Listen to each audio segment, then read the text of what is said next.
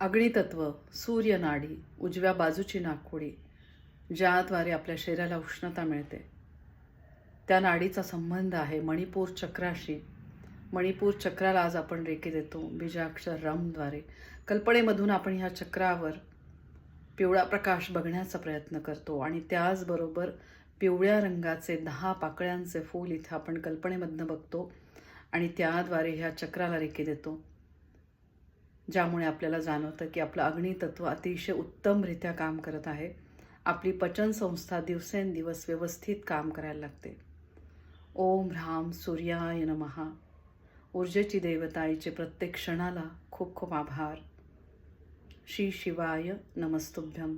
या शिवशक्तीचे आशीर्वाद सगळ्यांना मिळत आहे, सगळ्यांचे कल्याण होत आहे. रेकी एक अशी शक्ती, एक छान आशीर्वाद नक्की आपल्या आयुष्यात घेऊन या.